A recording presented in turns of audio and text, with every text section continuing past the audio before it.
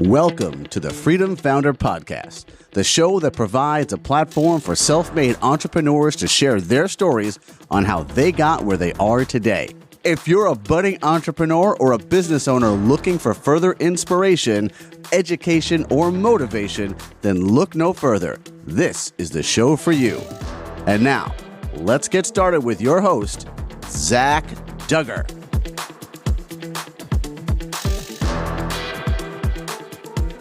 Welcome to the Freedom Founder Podcast. I'm your host, Zach Duggar. Now, when I was younger, I used to mow lawns, I used to shovel driveways, and I never really thought about how I could expand beyond my local neighborhood, to the neighborhood next door, to my community beyond. There are many opportunities like that you can expand over time to increase your thinking. Now, my guest today, Bryan Clayton, had a much larger operation than what I was doing in my local market. And I'd love for him to talk a little bit about that. But we're also going to talk about how he got into the tech industry from the world that he was operating in. So, Bryan, thank you for joining me today. Zach, thanks for having me on. It's great to be here. Now, we won't start with the tech industry because that's not where your story begins. Let's talk a little bit about your initial journey into entrepreneurship. Tell me a little bit about how you got started in business.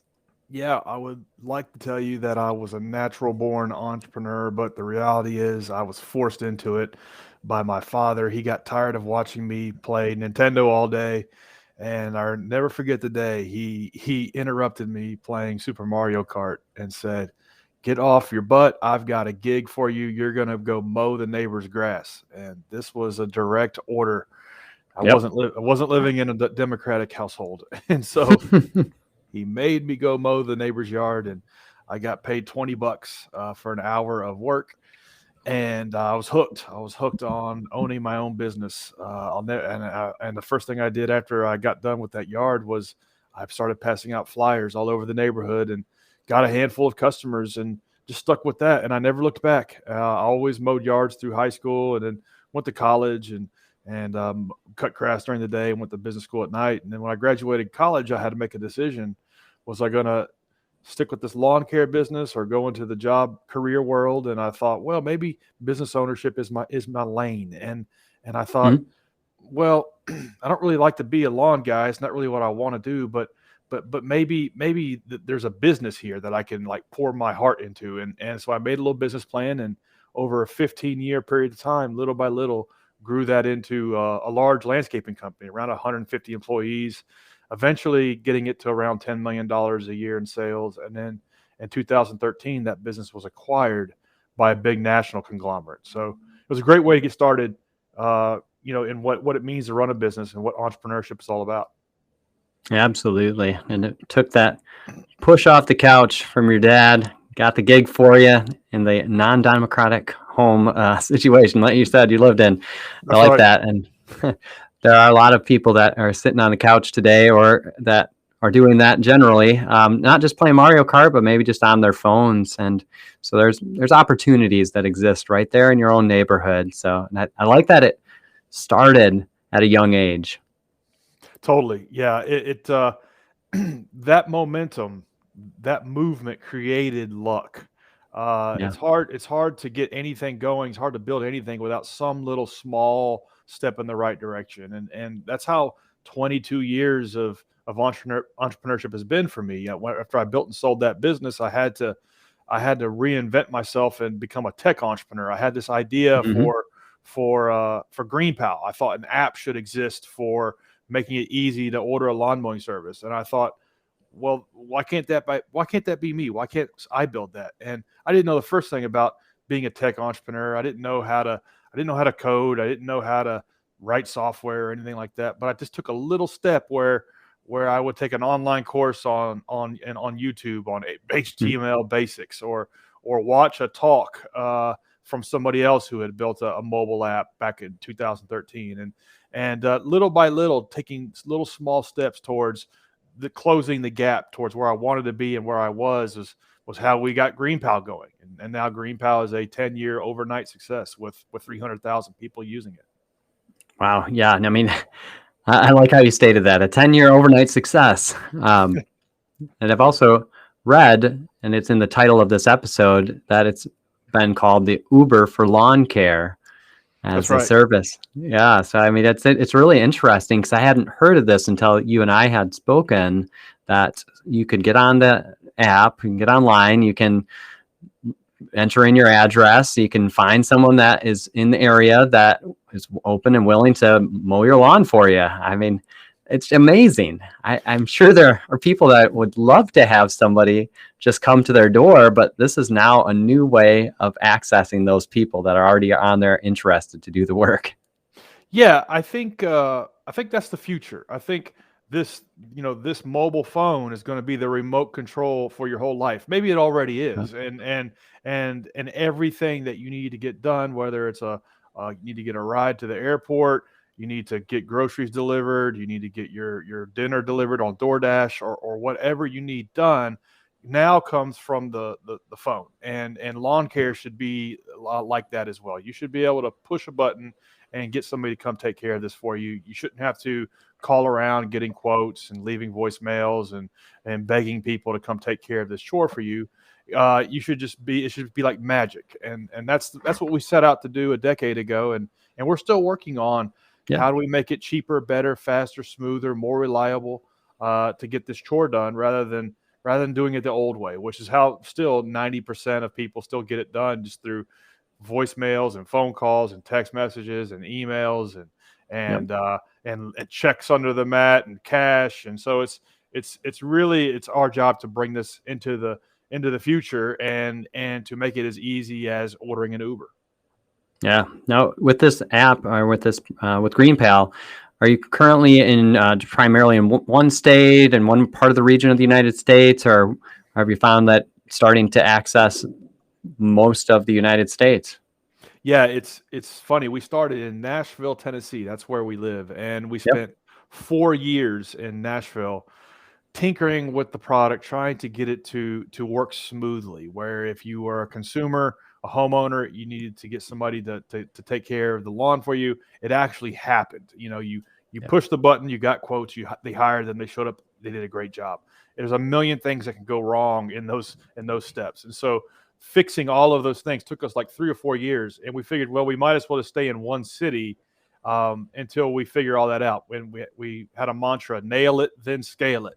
And so after we got the product experience dialed in, we then began to move into other cities. Atlanta, Georgia was our next city, and then Tampa, Florida, and then so on. And now we're in every major city in the United States. So any city in the country where there's over 15 or 20,000 people, you can download GreenPal and get somebody to come take care of it for you.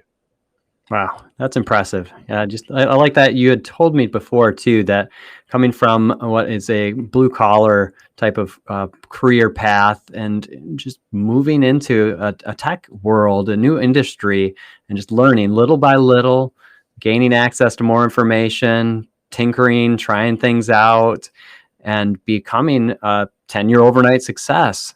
Can you talk a little bit about the transition and the mindset shift that you might have had to go through to be able to shift from doing the direct work to moving into this more of a tech industry and kind of building up this platform?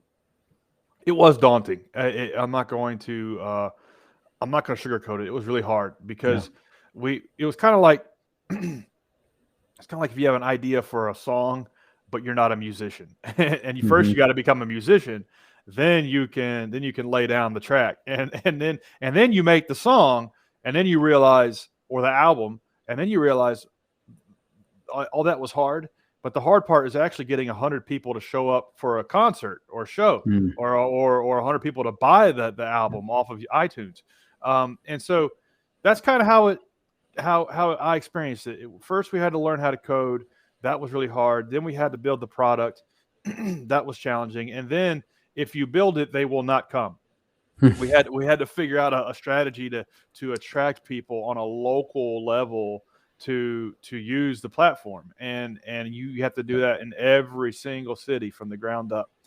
So that was really hard. One thing I stumbled onto that I was able to do to figure out what the hell of our strategy was. we weren't like venture funded. We didn't have any outside investors. We had to fund the business off of its own revenues. And so I had to learn from these big companies that were raising lots of money. And so I would drive for Uber. I would drive for Lyft. I rented a spare bedroom on Airbnb. I walked dogs on Rover and Wag.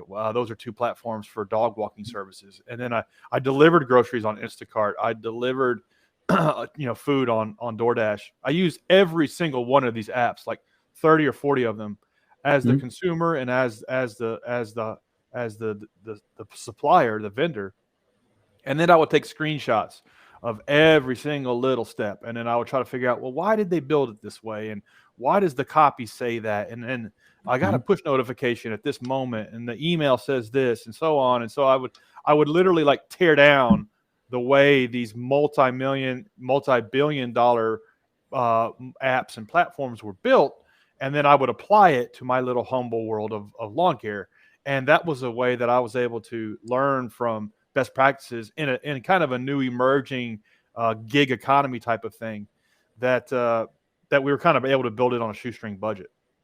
Yeah, I like that. It's like taking apart an engine or something and seeing how it works. And that's right. Really just deconstructing that different models.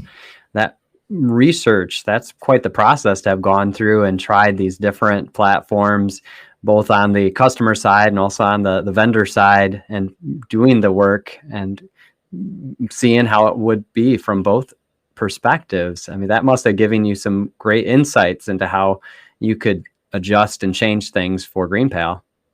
Yeah, it's funny. I had a mantra, and I still have a mantra, that action produces information. So a lot of times in business and trying to start something from scratch, you're stuck. You don't know what to do, and so you kind of stay stuck, and you don't take any kind of action.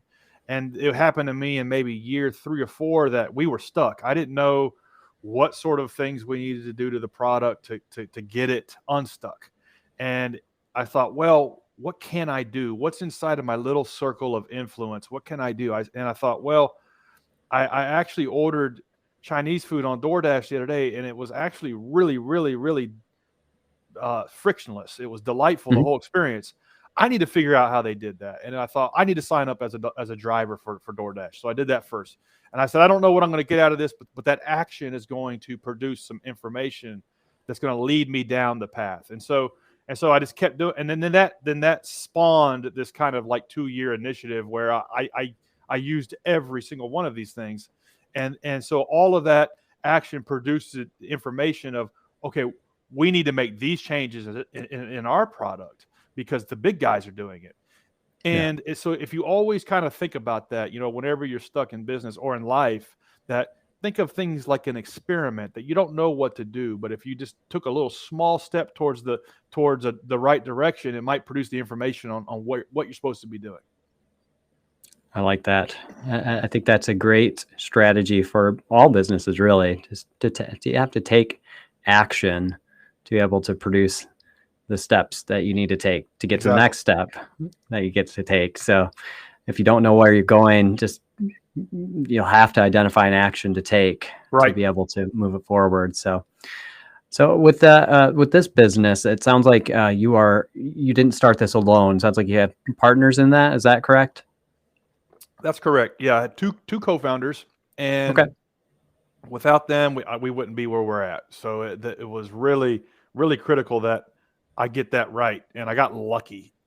And luck is not a strategy when it comes to co-founders. So if you're thinking about starting a business and you're thinking about bringing on co-founders, really look at it like you're getting married, like almost like we put before we get married, we date somebody for a year or 2 or 3, then we get engaged for a year or 2, and it's 5 years before we're married. But yet people will start a business with somebody they've known for 2 weeks or a year and haven't spent a whole lot of time with. And so and the reality is that it's easier to unwind a marriage, to get a divorce, than it is to unwind a business partnership. It's very complex, especially if the business is doing well, if it's got meaningful revenues. It's really hard going through that kind of divorce. So Don't start a business and co-found a business with somebody unless you can imagine doing it without them. Unless you can say they are my business soulmate. One thing a test that I put to this is if you had $5 million in the bank, would you strike them a check for $5 million to start the business with you? If the answer is no, then don't start the business with them, because ultimately their chunk of the business is going to be worth $5 million, or you may want to raise some capital, and their chunk of the business will be is that amount of dilution you're going to take. And so think of it that way. Go through that mental exercise, and if you're not that convicted, then go it alone. Yeah. Yeah, that's a good point. I mean, there's a lot of value in partnership and working with others, but there is potential pitfalls and difficulties. So Absolutely. You really do need to vet those relationships. And I think that analogy with being like a marriage, but also having the difficulties of dissolving, excuse me, that relationship. I think that very, very good point. So, well, it sounds like you did have good luck in your relationship with these co-founders, and that together you've been able to successfully grow a business that is producing great results and is continuing to grow over time. So when you get to the point when you've indicated it's a 10-year overnight success and it's still growing, what are the strategies at this point to kind of continue to help grow your business and just increase the access to this tool?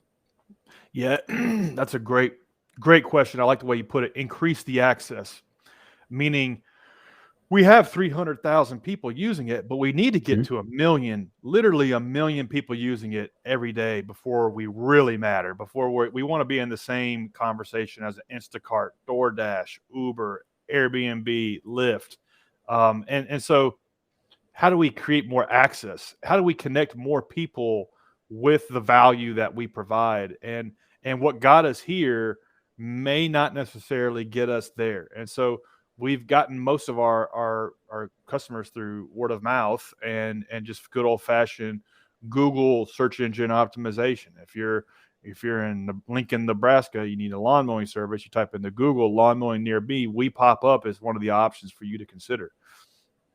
That's worked really well to get us to 300,000 customers, but is that going to get us to 1 million? I don't know. And every business goes through 3 kind of phases. There's the startup, where you're just trying to figure out if you got an idea that works, and then there's the grow up, which is let's get a business going, let's get some real revenues, let's make sure we're profitable, and then there's the scale up. So the startup, the grow up, the scale up, and we're somewhere between grow up and scale up. And I've never scaled a 9-figure tech company before, so we may find that I suck at it. So if we find that, we'll get a professional CEO in my spot. But we're going to keep experimenting, keep doing things, keep figuring out different ways to grow. Could be referral loops inside of the platform. Could be different paid marketing channels. It could be partnerships. So we've got some figuring out to do to figure out how we're going to get to where we're at to 1 million users. Yeah, I like that. I like also having that big goal too. So you have those targets that you're working towards, and identifying that what got you here may not get you there. That's right. Sometimes you have to change the strategy. And if I'm not mistaken, I think there's a book with that same title. But I like that you're working to adapt, and also identifying that there are times when you might not have the skill set, so you might have to bring in others to assist in that process, and continue to grow with guidance from other professionals that have that experience. So one of the things that we didn't talk about that I just wanted to make sure we circled back on is when you were operating your landscaping company, you got to a point where it was acquired by a larger conglomerate, but you also had to think about what you wanted to do at that point. Were you preparing to sell it? Were you planning to? Kind of, what were your thoughts on that? And any advice on somebody who might be thinking about starting at a point, building a business that they want to sell, and planning for that? Yeah, if you ever think that one day one day I'd like to sell this company. Well, then you need to begin with the end in mind. Mhm. You need to figure out what that finish line looks like from a sales standpoint to a staffing standpoint, systems and processes, and work your way backwards. You need to proactively work an exit strategy because it'll never happen. The reality is 99.9% of businesses in the home services space and probably adjacent spaces never get sold, even though a lot of founders think that they want to sell their business. The reality is that they don't have a saleable business. So you got to proactively work an exit plan. There's a great book about this called Built to Sell, and that's all that book is about. Is about proactively working a plan to get there. For me, I never really anticipated selling my business. I thought I was going to run it forever, but I reached like a point of where I plateaued from a personal development standpoint.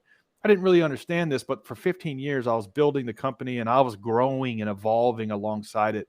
I was becoming a new person every year or two or three. And like that was rewarding to me. And that plateaued. I was no longer challenged at that level by the business. And that I began to become discontent with running it.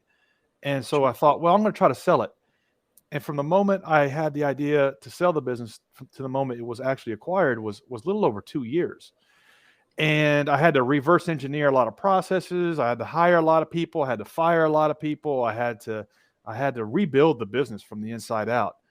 And so the way you run a business, like you're probably running it right now, a lifestyle business versus the way that you run a business that you eventually want to get acquired are very, very, very different.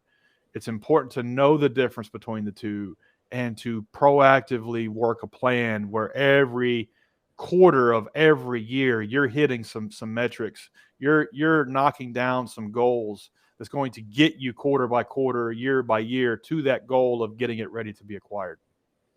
Okay.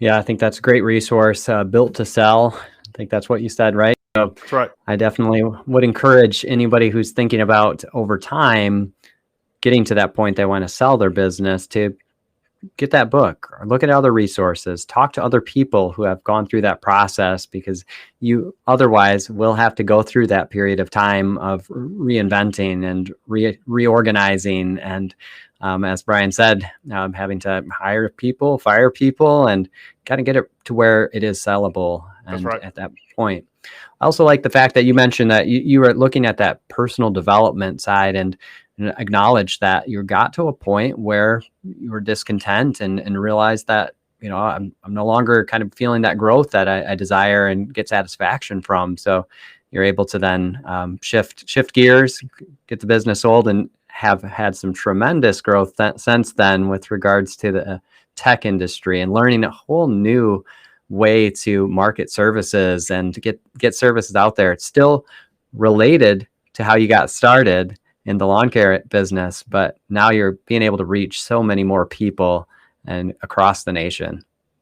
Yeah, exactly. I had to sell that first company to create the space to build the next company and to get back on that track of personal development with business development.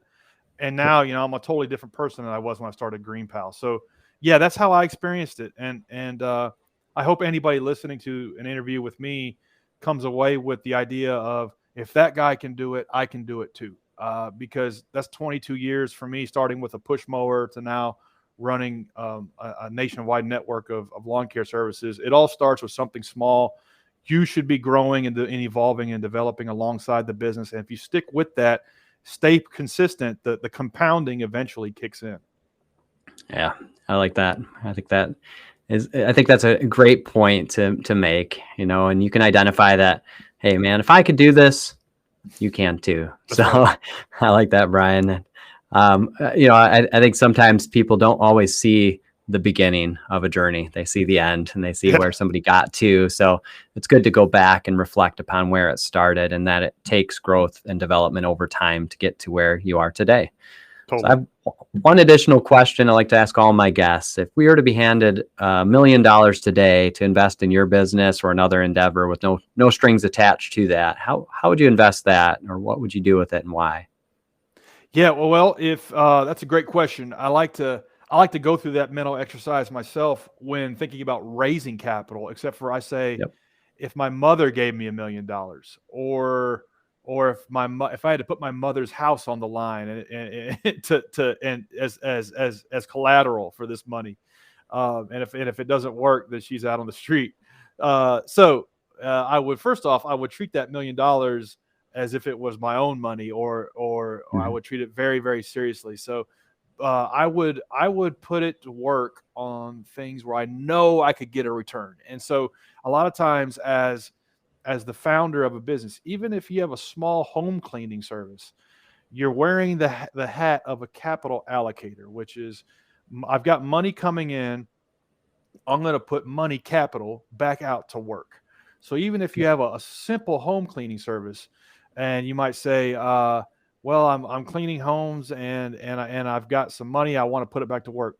Well, then maybe you're going to invest in some new scheduling software. Maybe you're going to invest in a employee training system that's going to train employees, because that's a big part of the problem with that type of business. Or maybe you're going to invest in some new equipment that does a better job, that enables you to charge a premium over your competitors. You have to figure out ways you're going to invest that capital. So for us, $1 million, I would probably spend it all on furthering our growth team. And so our growth team consists of SEO experts, guys and gals that look at the content we're making. How do we get that content to rank?